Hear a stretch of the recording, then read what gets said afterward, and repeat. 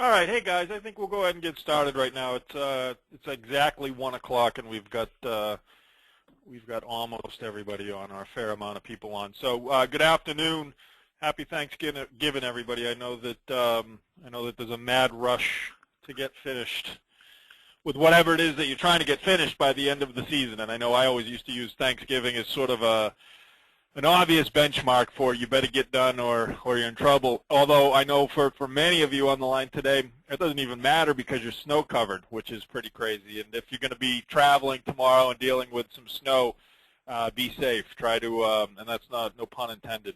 It's evidently not going to be real nice. We're expecting maybe up to a foot of snow tomorrow when everybody's traveling for Thanksgiving. So thanks for jumping on today. We're going to do the second session of our workshop, the Lawn Care Danger Zone workshop. Last week we had a pretty fair turnout, and we did a pretty good workshop. Just a couple of reminders here as we get going. The workshop is going to run on Tuesdays from November 18th, which was last week, through December 16th at 1 o'clock Eastern Time. I just posted, and I sent out an email with it as well, or sent out an email to announce that I did post the video or the recording of last week's session right here at thelawntrepreneurs.com. So you can watch last week's. I'll post this week's there as well.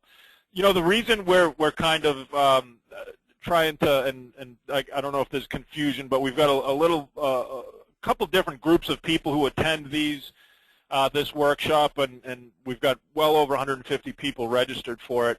It's the Be Safe Network and the consulting group as well. And as far as Be Safe goes, and I bring this up because of the Lawntrepreneurs, what we're trying to do is separate all of the content, all of the business content, all of the product content away from the actual brand, because I believe there's a little bit of confusion there. We want to build the consumer brand, and we don't want it to be confused with some of the things that we do in terms of, you know, our business coaching and that kind of deal. So as we continue on with this particular workshop, the fourth quarter workshop, last week, as I said, we talked about the renewal. This week we're going to talk about how to analyze the year that you're currently completing and what you can gain from that so that we can build next week on projecting what your following year is going to look like. The following week on December 9th, we'll talk about how to develop a marketing plan to be able to execute your projections. And then we'll finish up this workshop with how to perfect our sales processes in order to be able to be successful executing the marketing plan that we put together the previous week. So obviously this is a business development webinar, business development workshop, where the goal is that at the conclusion of this 5-week session, you're going to have a legitimate roadmap to have a kick-ass 2015. That's the goal. We want you to be able to take all of the information that we develop here and kind of execute it on your own to have a really, really good following year next year. I just want to review real quick last week's session, the renewal. The renewal is really your final chance to engage your customers and really gives them an opportunity or a mechanism to commit to you for using your service the following year. It's your last chance to speak with them on 1 year and act as a bridge to move towards the next year. But the ultimate goal, the whole reason that you kind of do the renewal is beyond just that communication factor. The ultimate goal is to drive cash flow for operations in the off-season, and also to take a good segment or a good chunk of that cash flow and put it right into marketing. In order to have a successful renewal campaign, there needs to be a 3-phase implementation. We talked about what those 3 phases were. And it needs to always revolve around offers, calls to action, and deadlines. And it has to be a simple vehicle for action, meaning it has to be very easy for the customer to renew and to prepay. If it's complicated at all, you'll lose. So without going into too much detail about that, like I said, go ahead. If you missed that session, watch the video, the recording of it that we've posted at thelawntrepreneurs.com. And I think you'll get a lot out of it. Is there any questions about that before I move on? Feel free to go ahead and type in questions if you've got any into the control panel there, and I can answer them anytime. No questions. Good. Okay, so we're going to go ahead and move along into the second part of what we're doing here, and it's really an analysis, a business analysis of your previous year. When I say previous year, I mean the year that we're completing right now, the year that if you're snow covered, you're done. Some of you are still trying to finish up if you're not snow covered, and if you're in the south, and I know we've got quite a few guys who don't ever have to deal with snow at all ever. The analysis, how to analyze what you've done the previous year, meaning the end of this year, to kind of build some benchmarks and some data to help you put together projections for next year. And for those of you who've been on our workshops and our weekly calls in lawn care in the 21st century, you know that I have this sort of four principle sort of approach to what you try to do with running your business. Analyze and simplify, plan, implement, and adjust. What we're doing here is we're kind of working on number one and number two. To analyze the data, to simplify what you're doing, and then building a plan to have a real successful go of it. The implementation of that is later on, and then the adjustment of it is also later on. But we're analyzing, we're simplifying, and we're planning. So at the conclusion of today's session, and I'm going to try to keep it to 45 minutes. That's my goal. I want to be done by well before 2 o'clock. At the conclusion of what we do today, you should be prepared to formulate a list of benchmarks and statistics that will tell you a lot about your business. And we're going to use those benchmarks and statistics next week to develop the following year's projections. So we're going to talk today about, for some of you, it might be some complex things. For some of you, it might be really very basic things. But we're talking about business. We're talking about things that you need to, you really need to know, really sort of numbers and benchmarks that you need to know to be able to kind of prepare to project the following year. So your business, your lawn care business, revolves around four key segments. One, your product or service. Two, operations. Three, marketing. And four, finance. Those are the four key segments of your business. And what I'm about to tell you, although extremely simple, what I'm about to tell you is I think and I hope the most important thing that you take away from this entire workshop. If you take nothing else away for what we're going to cover over the course of this 5-week session, what I'm going to tell you, I hope, is the most important thing. So the biggest mistake that you can make as a business owner, the one thing that will leave you drowning in that lawn care danger zone, that green industry danger zone we talked about, the one thing that will get you stuck in that year after year after year is not acknowledging the four distinct phases of your business. The four, a lot of you just focus on that product or service. A lot of you guys are out there working your asses off all the time, and you have that take up 90% of your entire, your entire, sort of psyche. Those three other things, operations, marketing, and finance, are huge, and you need to understand, you have to acknowledge that those four distinct phases of your business need to get equal time in order to be successful. You need to give equal time, energy, and effort to each phase to be able to pull off some significant growth, high growth sales, and profitability. We all get the fact that you're a lawn and landscape business, but most importantly, you guys, I think almost everybody on here is an actual owner, a small business owner, even a bigger business owner. Most importantly, you're a business person and a manager. If you don't own the business that you're working for, but you're clearly in a management role, well beyond the fact that you can make grass look nice, or you can build really cool patios, or you're really good, you can put kick-ass stripes in a lawn. Most importantly, beyond that, you're a business person and a manager. You have to focus on that. So what we're going to do is cover those four phases of business. And we're going to talk about the benchmarks associated with each one of them. And hopefully, I hope that you're going to be able to take notes or watch this again and be able to identify all of the things that we're talking about, so that next week we can take those things and we can turn them into your projections for 2015. So the first phase of your business, the first segment, your product and your service. Your product and your service is what makes you special. It's how you personally identify with your business. It's what you do. It's your unique position in the marketplace and measured by quality, customer service, timeliness, and reputation. But guess what? That's your business. That's what you do. It's your skill. It's how you, it's those things I talked about. You can make grass look nice. You can mow some kick-ass stripes.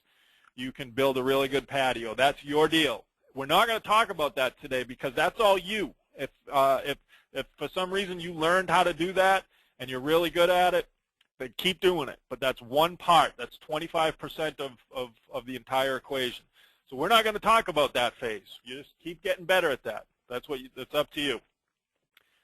The second phase that we really need to talk about is operations. So while operations is really the general, daily flow of how you execute your services and products, it's totally filled with measurable benchmarks and indicators. Your operations is the way you manage your business, the way you deal on a daily basis with the things that go on. It's the flow of what you do. It is not the service that you offer.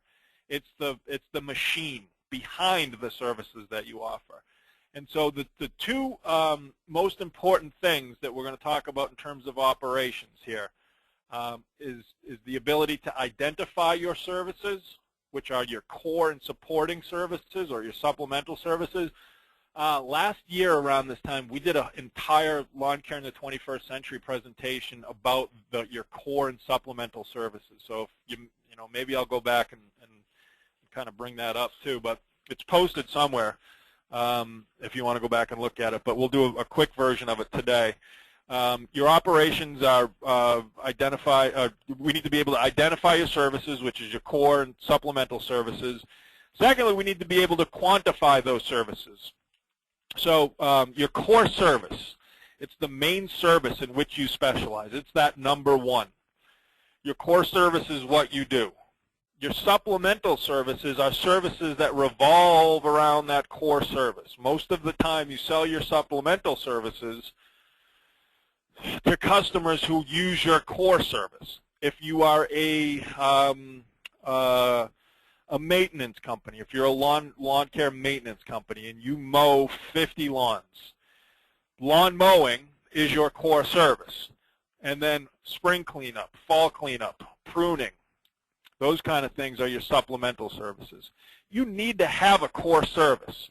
If you don't have one thing that you specialize in, you're not going to be successful. So if you take a look at your business right now and you say, we do 100 things, you're going to be stuck doing 100 things in 10 years from now, and you're going to be, you're not going to advance to that next phase. In other words, a little hyperbole here, you're stuck in that danger zone. You're going to be stuck in that danger zone. I guess there's nothing wrong with that. If you want to offer a million things and you want to kind of run around like crazy, that's what most of us do.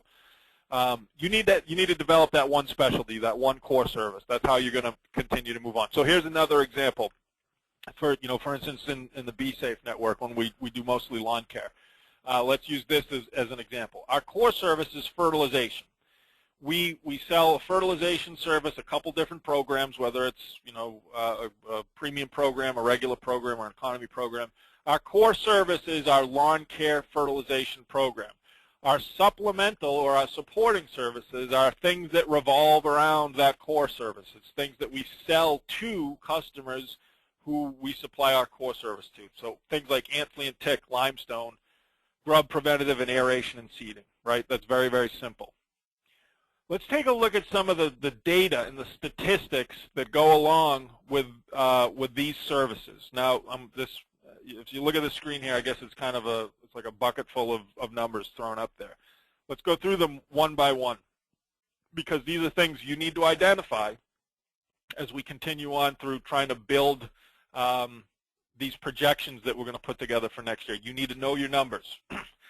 This is a complete example. This is made up numbers. Actually, when I was putting this together the other day, I looked at I think it was a Be Safe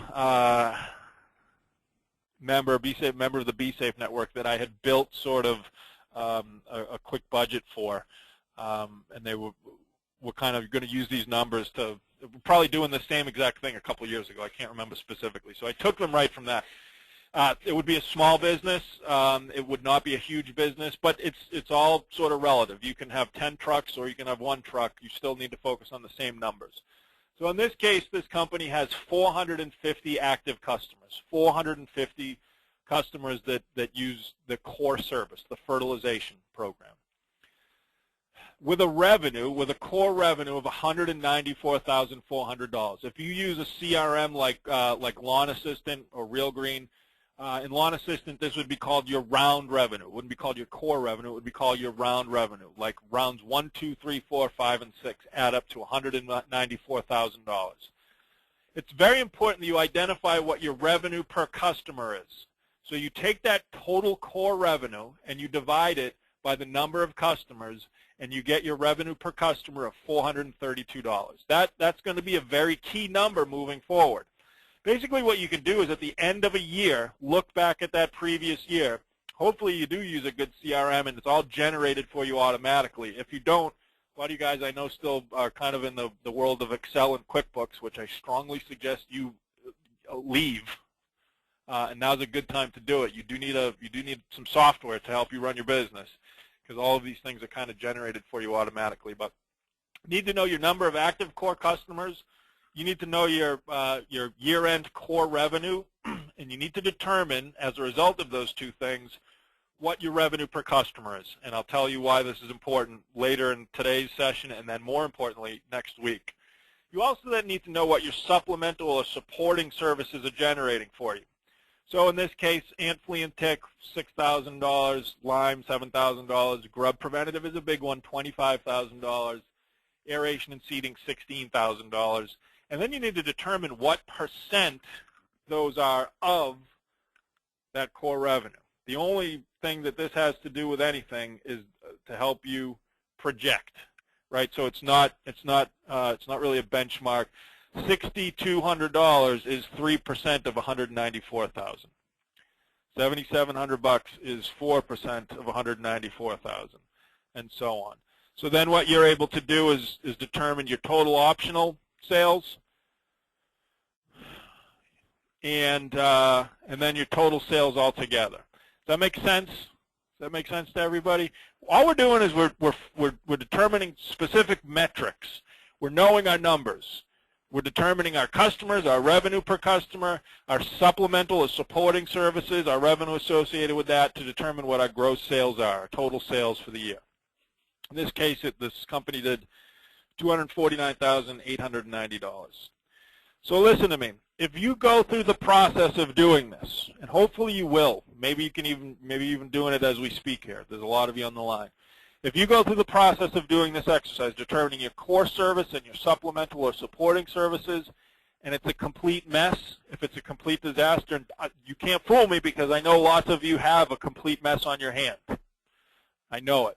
It's time to simplify. It's time to drill these services down to something that's much more easily managed and something that's much more scalable and something that you can focus on to drag your ass out of the danger zone and to grow your business and be more profitable. If you do this and it's just a big mess, you have to ask yourself these questions. Do you have too many services? Probably yes. I'm guessing you do. Which ones are integrated seamlessly into your operations? Which ones are easy to get done? Which service is a pain in the neck? Spring aeration is always a really significant pain in the neck. You get so many other things going on, and you've sold 2 spring aerations. You got to put the aeration. It sounds stupid, but you got to get the aerator on the truck. You got to get somebody to go do it. Then you got to come back. You know, is it really worth $400? Which ones can be performed at the same time as other ones? Which ones can you double app? And we're talking about a fertilization company here. Which ones? Ant, flea, and tick is great because you can do an ant, flea, and tick treatment and a fertilization treatment in one pass over the lawn if you're equipped to do it appropriately, either in your liquid mix or a granular product. Anytime you can leave more than one bill and make more than or only one trip across the lawn, man, that's how you integrate things seamlessly. And then at the end of the day, which ones are a real pain in the neck to do? Which ones are just no fun? Which ones do you just hate to do? So take a look at all of this. Simplify it. Kick some things out. You don't have to be everything to everybody all the time. You just don't. Any questions, guys? Do we have any questions? Take a quick breath here. Thank you, Michael. Okay. No questions? All right. You guys are all smart. Let's move on. Let's move on to marketing, which is really the third segment of our analysis here. If you plan on growing your business, it's absolutely imperative that you understand your sales and marketing metrics. You have to. You have to understand where your new sales come from. You have to be obsessed with where your new sales come from. You have to know your numbers inside and out. You know, you hear me say a lot, you can't depend on the yellow pages anymore. It used to be you just had a ad in yellow pages and your phone would ring, and that's totally not true anymore. The referral culture is also dying. That you need to find other ways. If you're going to attempt to grow your business with significance, if you're going to attempt to grow, you need to implement a marketing plan and strategy that has everything to do, and you put as much emphasis in as the other phases of your business, right? So your services, phase one, the first part of it. Your operations is the second part. You're a marketing company. You need to have a marketing plan that you execute, that you understand, that you know the metrics of, that you know everything about, that you become obsessed with. You have to know where your sales come from. 3 things we're going to talk about here. 3 pretty basic things. Lead. What's a lead? I'm not even going to go into that. A lead is when you have to do an estimate, when a lead comes in, when there is a potential client, when somebody asks if they can use your service or they request a price. Lead source and closing percent are the other 2 really important things that go along with that. Lead source, and closing percent. Lead source. Where did the lead come from? How many of you guys, I'm going to stop for 1 second. How many of you guys track this? Maybe well, if I say how many of you guys don't track this, nobody's going to answer. Okay, good. How many of you guys actually know where every single estimate comes from? Yeah, you can type them right into the panel there. Good. Cool. So most of you, or a lot of you, you have to.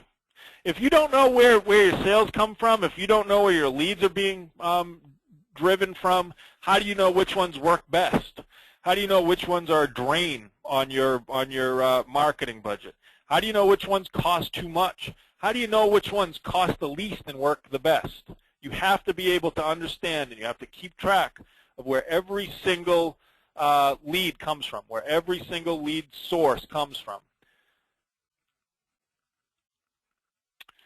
Yeah, a couple people typing comments in about lead sources, and I'm glad that a couple of you have brought up your CRMs. A couple of people have brought up your software programs. And again, if you're living in the world of QuickBooks and Excel, you're missing out.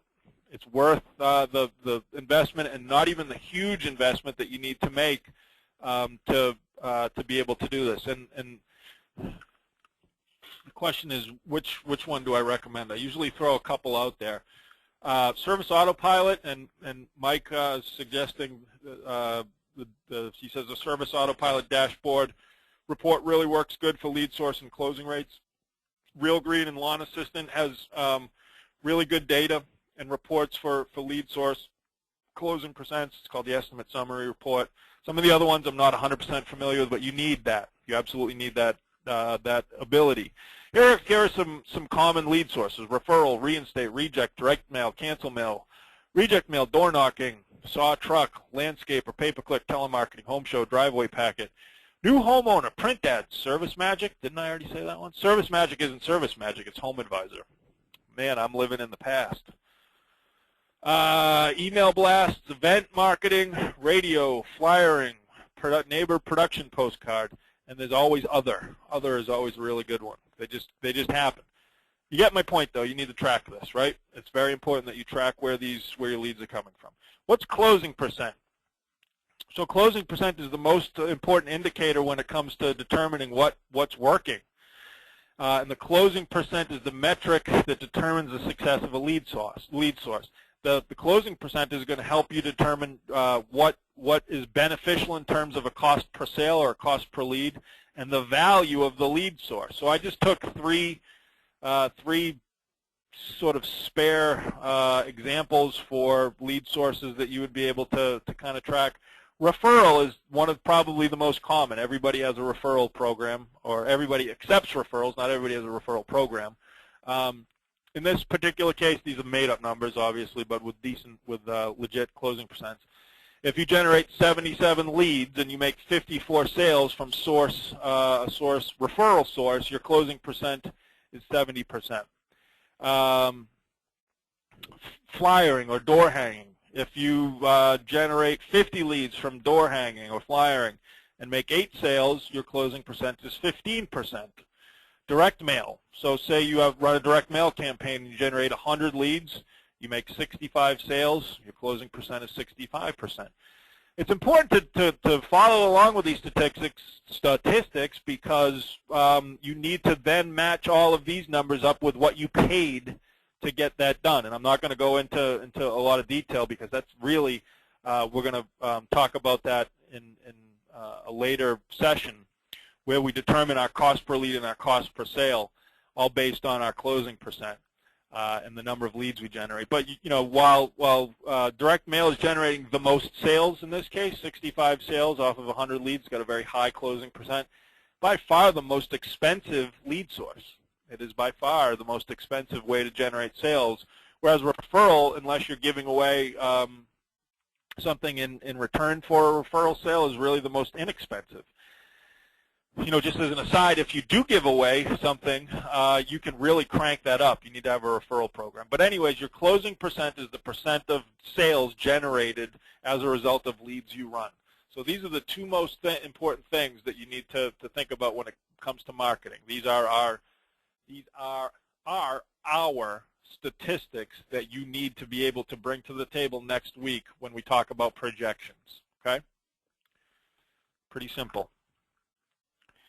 It's pretty simple, right? The idea is that it is very simple, but not everybody does it, and you really need to. Is there any questions about the marketing? A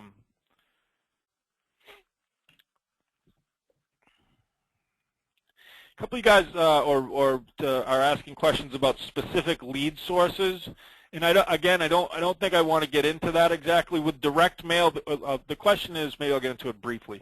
With direct mail, the question that was asked was, what can you expect for a return rate for direct mail? In a perfect world, you've done a test direct mail campaign, so you know exactly what you can expect. When you budget what you're going to do with a direct mail campaign, you always base everything on historical data. So you're going to budget what happened last year. You never budget on what you think will happen. That can be dangerous. You always need to run tests on certain things. Tests cost money. You're right. I mean, so you always need to make investment in testing new lead sources. Nothing's free, but you learn from those lead sources. If something isn't working, that's valuable information because you won't do it again. Generally speaking, in a good market, direct mail, you should generate about somewhere, but roughly 0.75% will generate a lead. So not even 1%, not even 1% will come back. In some markets, you might be able, if you can get 1%, you're killing it. But you should plan on roughly 0.75% of direct mail will turn into leads. And then you will generally close those leads at 65%. But again, you're always going to want to budget what happened the previous year. What we'll talk about in the final workshop, the final session of this workshop, your sales process, is how we don't want to generate leads that kind of take a long time to nurture anymore. We want to generate a lead and close the sale at the same time, right? And direct mail is a way that historically generated leads, and you would run the lead, and then you would sell the lead, and it's quite a process. Nowadays, we want to generate leads that convert to sales almost instantly. It's people want information in real time, and that's something we'll talk about later on. So as we move away from marketing here, the most important metrics are the sources of leads, the sources of where your estimates are coming from, and the closing percent related to each one. final phase of our operational or of our analysis of the moving parts of our business here is finance. And it's kind of funny because I guess I'll just read this, but when you decided to go out on your own, when you decided to open your own lawn or landscape business, did you ever think even for a minute that this would be the most important part of running your business? Most of you guys are successful because you work really, really hard. You're really good at what you do. And in a lot of cases, we trust other people to deal with our finances, but finance has to get as much attention in running your business as any other facet, from the service to the operations to the marketing. The way you run your business from a financial standpoint is, I guess, really probably the most important part of it, because you're in this to make money and to support your family and to provide opportunity for employees and all that good stuff. And it all revolves around you selling things to people who then pay you money for them. And if you aren't able to run a decent financial operation, you're bumming. So things like budgeting. Every year you need to write a budget and follow along with it. P&L responsibility, profit and loss. I mean, when you were saying, hey, man, I'm going to start a landscaping business, did you ever think that you'd be analyzing profit and loss statements? Probably not.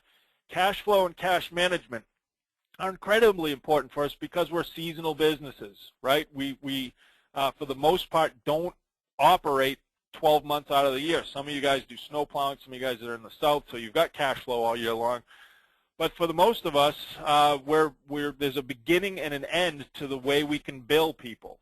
And how you manage your cash associated with that can make or break you, because you've got that off-season overhead.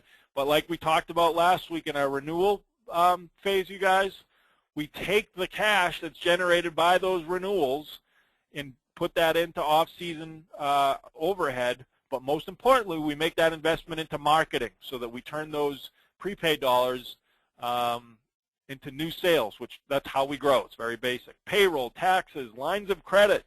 Most of us have a relationship with a bank where we've got a line of credit. It could just be credit cards. Unemployment claims and penalties, right? So most of us have a workforce that is somewhat seasonal. A lot of times you will lay them off and bring them back. That affects your business, workers' comp, etc. There's a lot of things that go into running the financial part of your business. So let's talk about what I think are probably the most important parts about that. So while we could easily spend, we could do an entire workshop, and maybe we will, on the financial aspects of running a lawn and landscape business, we can't today because I'm approaching my my promise to keep it at 45 minutes. I'm actually right on time and maybe even a couple minutes early, so that's good. So while we could easily spend hours and hours on this topic, let's just address the simple, well, not simple, but let's address the concept of gross margin, okay? When we're looking at our budget, when we're analyzing our profit and loss, we need to start at gross margin. And so gross margin, in simple financial terms, it's a ratio that shows how much money's left over after you subtract your costs of goods sold from your total income. And in our industry, we want to be at 50%. That's generally speaking, 50% is a good margin, good gross margin in any business. But determining what goes into that cost of goods sold is important, and there are standards that I'm going to tell you about in a minute. So let's talk about gross margin. Here's how it looks.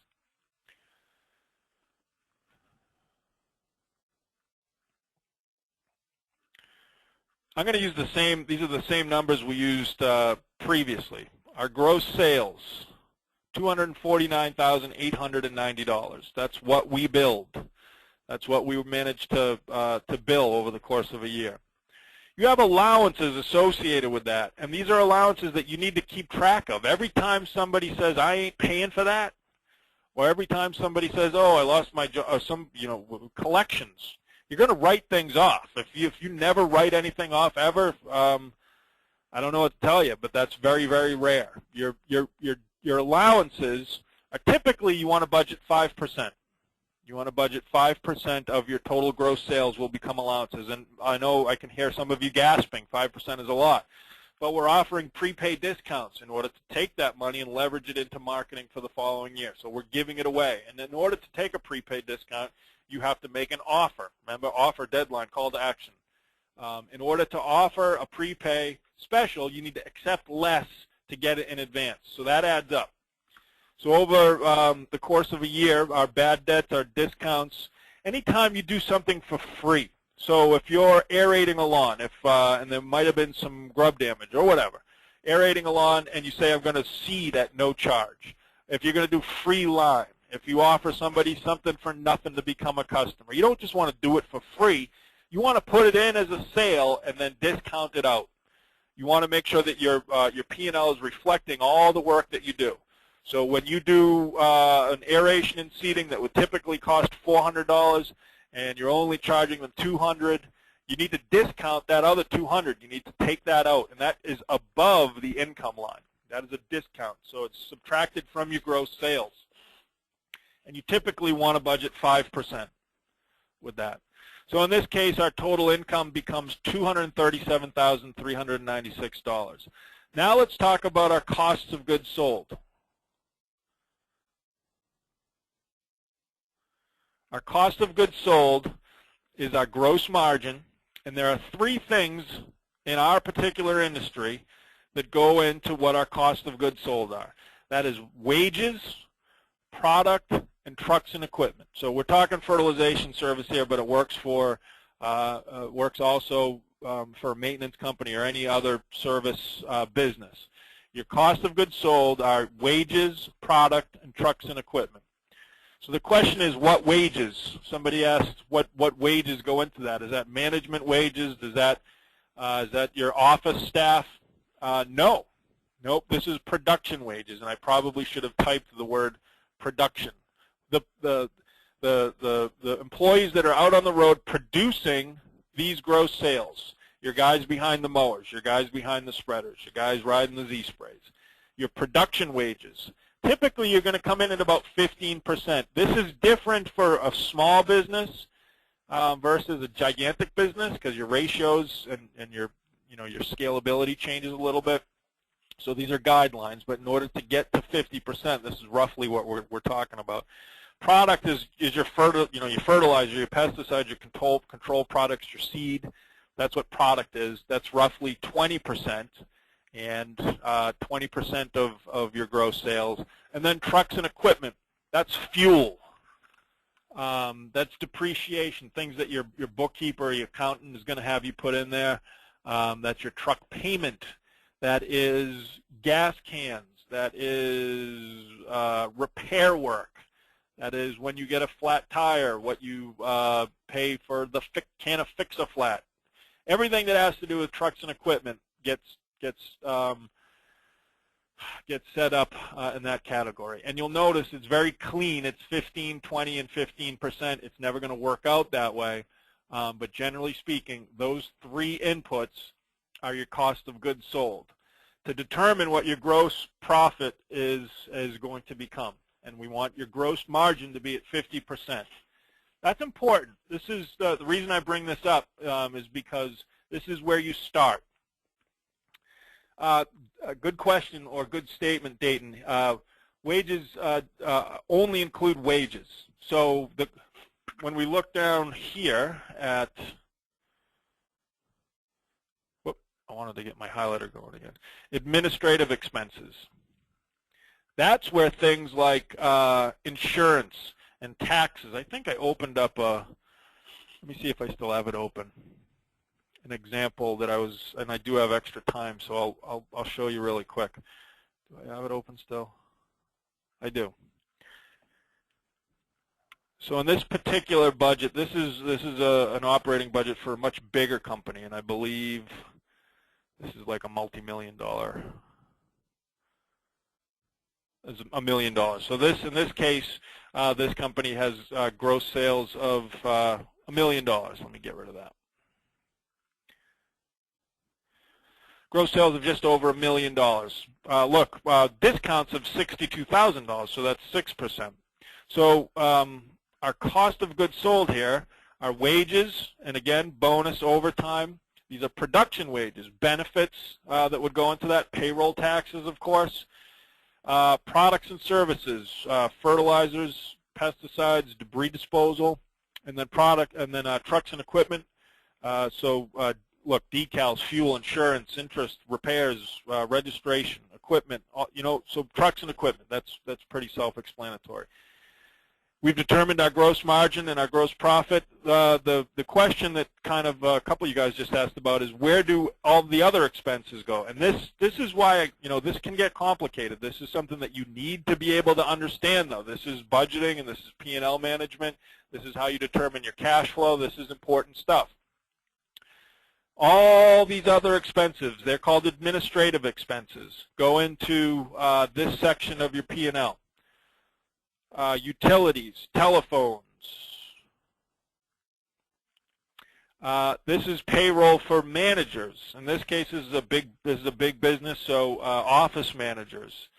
Then we talk about marketing expenses, benefits, travel and entertainment, meals, that kind of stuff. More marketing, postage. Postage isn't much of a big, nobody spends a ton of money on postage anymore. But and then your taxes and insurance. So then we come down to your final net income. Let's see how this business did. This business made $158,000, which is pretty good, right? That's not bad. I guess on $1 million in gross sales, it could be a little bit better, but I recognize this as I think this is a Lawn Dog branch from a long time ago, and there were other expenses buried in there. So, and your accountant is always going to kind of work with you on write-offs and where to spend your money and that kind of deal. So, to answer the questions about where does everything else fit in, they fit in at administrative expenses, and that's why we're not going to spend a ton of time on that. Perhaps it is an opportunity to do another workshop where we talk about the financial aspects of in greater depth in budgeting. Any questions, guys? So I'm keeping to my promise to stay at 45 minutes. I'm now at 43 minutes. Wow.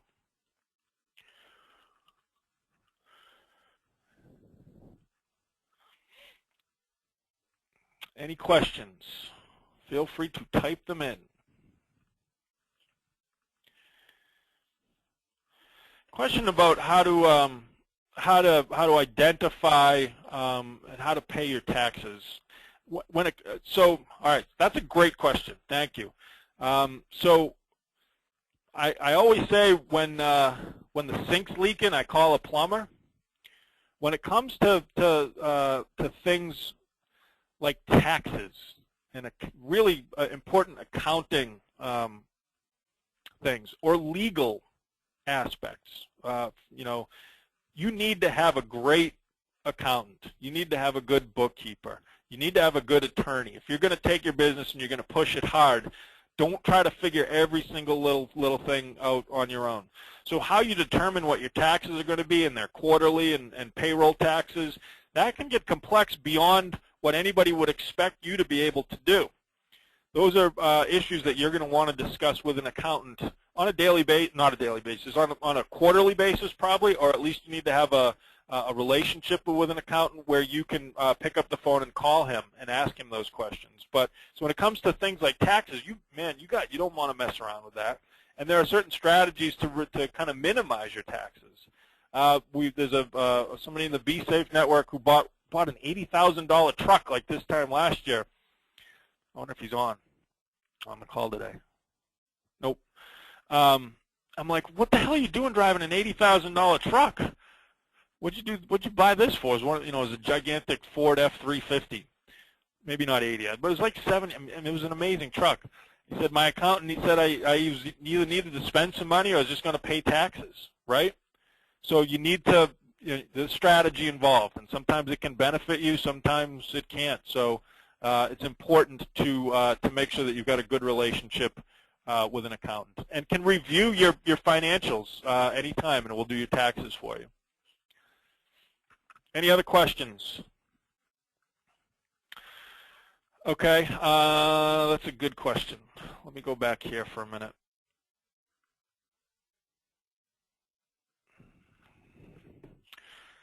The question is about the simplification deal here.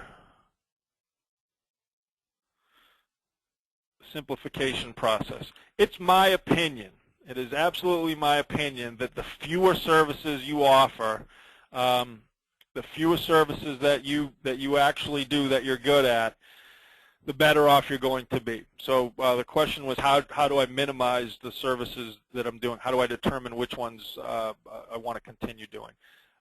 You want to do what you're good at. You want to do, the slide I was looking for was,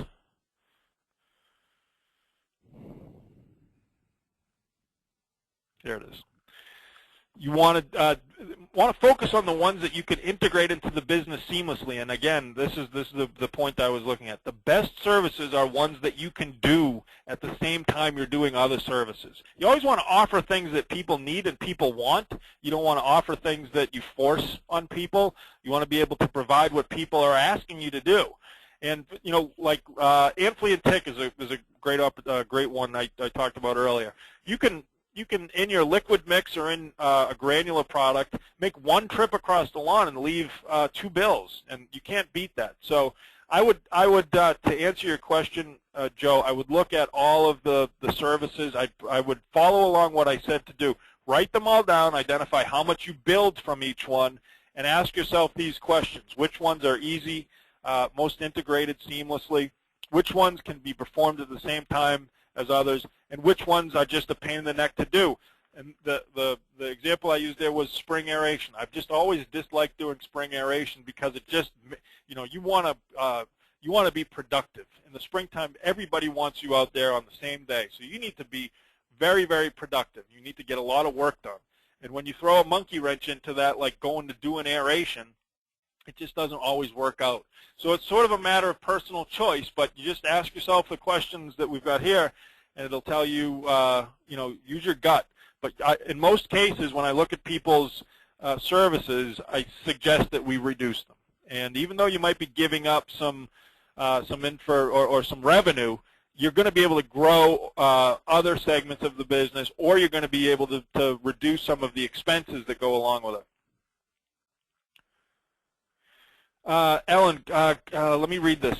Good question. And the National Landscape Association put out a report on what the percentages of expenses in relationship to income should be. I think, are you saying that was from 2005? I think the reason I wanted to read that out loud, it was either Lawn and Landscape or Landscape Management had a, I don't know if it was the state of the industry issue. Sometimes after 20 years of looking at those magazines, they kind of all say the same thing. One of those ones very recently had those statistics you're talking about. If I could find it, I'll bring it up. I'll post it when I post the video of this, where they had, they kind of took they did a study on what each category, generally speaking, should be in relation to gross sales. So look around for your landscape management, your lawn and landscape. It was a recent one. You know, I have general suggestions. If you want to drop me an email or give me a call, I can tell you from experience. You know, so marketing. If you're in growth mode, you want to spend about 10% of your gross sales on marketing. 10% of everything that you want to kind of project to should be injected into marketing. And then, you know, cost of goods sold, that 50% line. You know, those three cost of goods sold should add up to 50%. So I can give you advice on what I think it should be if you have any specific questions and you want to get in touch with me afterwards. Any other questions, guys? I'm shy of an hour, and that's great, and that really is helpful for those who are watching the recording after the fact. So unless there are any further questions, guys, I'm going to wrap up. I am available. I'm actually in the office. This is live right now. This call is live. If you want to drop me an email or give me a call, I'm certainly glad to help in any way I can. Thanks for joining me today. I'll post this later on, and hopefully we'll see you next week for how to project the following year and come equipped with some of the information we talked about today. It'll make it very easy to put together a decent plan for the following year. Happy Thanksgiving, you guys, and I'll talk to you next week. Thanks a lot.